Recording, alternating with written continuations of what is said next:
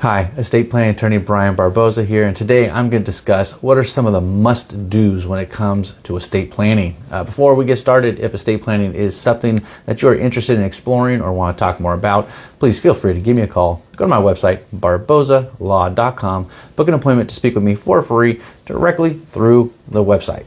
All right, so what are some of the must-dos when it comes to estate planning? First, couple ground rules. Number one, I am a California licensed attorney, which means that this video is really intended for people that are in California or that are doing California estate planning.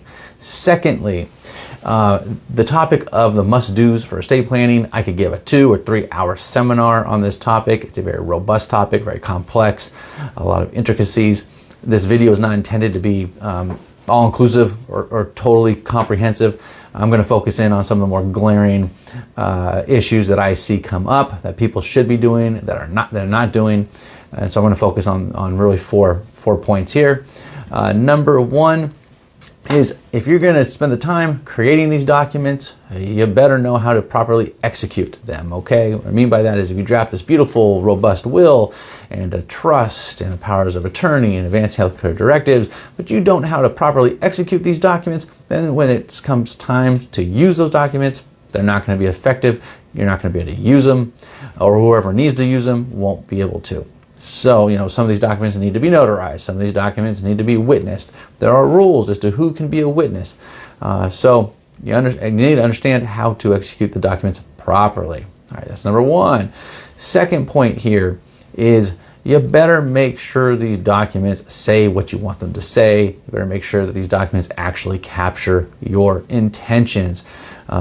For instance, a will or a trust, it's going to designate who you want to give property to and how they should get it.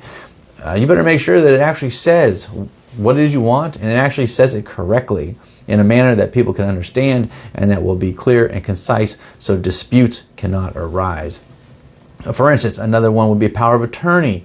You're going to give someone a power of attorney. Well, you're going to want to list what powers they have regarding your financial affairs. You want to make sure maybe it's not too robust beyond your comfort zone, and you want to make sure it doesn't leave things out that you might need them to do. So you better make sure that these documents capture what you want and your intentions, and it does it well. Another one would be your advanced healthcare directive. What do you want to happen to you when you are, let's say, on life support, end of life? What kind of treatment do you want? What kind of treatment you don't want? You better make sure these documents say what you want them to say, because guess what? Doesn't matter what you told people. Doesn't matter if you told someone, this is not what I want. What controls is what the documents say. So you better make sure that they say what you want them to say. All right. 3. If you have a trust, you better fund the trust. What I mean by that is this: a trust is supposed to hold property during your lifetime, and then when you pass away, the property is then distributed by a successor trustee to your beneficiaries. Well, after you create the trust, if you don't spend the time to put the property into the trust, meaning transfer property into the trust, we call this funding a trust, that's a problem, because those assets that are left out of the trust will have to be probated. And what I mean by this, let me give you an example in regards to real estate. If you own real estate, there's a deed. The deed is in your name. When you create a trust, you better then do a transfer deed, transferring the property into the trust, okay? And that's just real estate. There's other things that have title to them, like cars, boats, motorcycles, RVs. There's bank accounts, financial accounts, brokerage accounts, other types of property needs to be transferred into the trust. So that's third. And fourth, these are living documents. Estate planning documents are living documents, meaning they're going to be in existence for quite a while.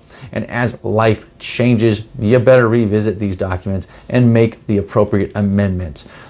If there's a life-changing event, or something occurs and you need to change your estate plan, you better do it. So you better keep up with your estate plan, make your amendments, change the documents properly when the time is right. Because if you pass away and you have not made those amendments, too bad, so sad. The documents as they are written are going to be followed.